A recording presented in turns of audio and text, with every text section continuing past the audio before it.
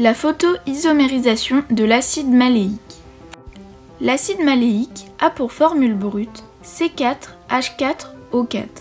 L'acide fumarique a pour formule brute C4H4O4. Comme on peut le constater, l'acide maléique et l'acide fumarique ont la même formule brute. Cependant, il s'agit de deux molécules différentes présentant des propriétés différentes, par exemple leur solubilité et leur température de fusion diffèrent. Pour l'acide maléique, elle est de 131 degrés Celsius, alors que pour l'acide fumarique, elle est de 287 degrés Celsius. Mais comment cela est-il possible ? Regardons la structure de nos deux molécules.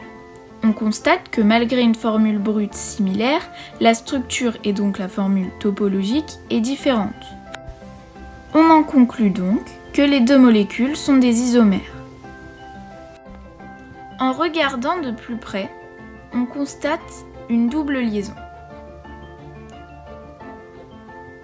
Et on constate que pour l'acide maléique, les petits groupes se trouvent du même côté de la double liaison, alors que ces mêmes petits groupes sont opposés dans la formule de l'acide fumarique. On parle de l'isomérie E pour l'acide fumarique et de l'isomérie Z pour l'acide maléique.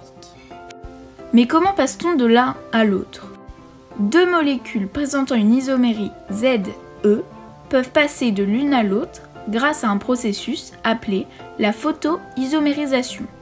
Ce processus permet le changement de la molécule par le biais de l'énergie électromagnétique des rayons UV, c'est-à-dire par la lumière. Il est donc très simple de passer de l'acide maléique à l'acide fumarique. Cette expérience fut d'ailleurs l'objet de notre TP. Pour ce TP, nous allons tenter de démontrer qu'une exposition à des rayons UV permet la transformation de l'acide maléique en acide fumarique. Nous avons prélevé 2 fois 1,5 g d'acide maléique solide. Nous avons introduit à l'aide d'un entonnoir dans 2 tubes à essai différents, à chaque fois 1,5 g de la poudre. Puis, nous avons prélevé 5 ml d'eau distillée. Et nous avons ajouté l'eau distillée dans chacun des tubes. Nous remuons alors chacun des tubes à essai. À cette étape, nous pouvons déjà faire une première observation. Dans les tubes, l'acide maléique solide s'est dissous. Cette transformation est normale car la concentration de notre solution est de 1,5 g par 5 ml, donc après conversion 300 g par litre, alors que l'acide maléique est soluble jusqu'à 780 g par litre. Nos observations faites, nous ajoutons 0,5 ml d'eau de bibrome. Puis nous plaçons le premier tube sous une lampe UV. Et nous emballons le deuxième de sorte qu'il ne puisse pas être en contact avec la lumière. Après avoir attendu 20 minutes, nous récupérons nos 2 tubes à essai.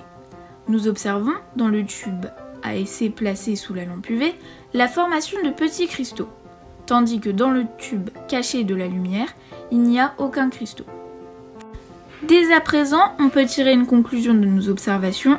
L'énergie électromagnétique des rayons UV a transformé l'acide maléique en acide fumarique. Cette conclusion est facilement justifiable. En effet, on sait que les deux molécules n'ont pas les mêmes propriétés. Leur solubilité fait partie de leur différence. Pour l'acide maléique, elle est de 780 g par litre, mais pour l'acide fumarique, elle est de 6,8 g par litre. Notre solution étant d'une concentration de 300 g par litre, on peut dire que le tube à essai exposé aux UV a subi une photoisomérisation, d'où la présence de cristaux liés à la saturation de la solution. Mais nous ne nous arrêtons pas là et tentons de prouver cette transformation une deuxième fois, grâce à leurs deuxième propriété différente, leur température de fusion. La fusion est le passage de l'état solide à l'état liquide. La température de fusion est donc la température qui, pour chaque molécule, permet ce changement d'état. Dans un premier temps, nous récupérons les cristaux apparus dans notre tube à essai grâce à la filtration sous filtre Büchner. Puis, nous séchons la sorte de pâte récupérée afin de n'avoir que la matière solide. Pour connaître la température de fusion, nous utilisons un banc de Koffler. C'est l'outil qui permet, grâce à une plaque chauffant à des températures différentes, de mesurer la température de fusion d'une molécule. Dans un premier temps, nous plaçons de l'acide maléique solide sur la partie chauffante du banc de Koffler. Puis, nous faisons remonter la matière jusqu'à ce qu'elle fonde. La fusion s'effectue autour de 130 degrés Celsius.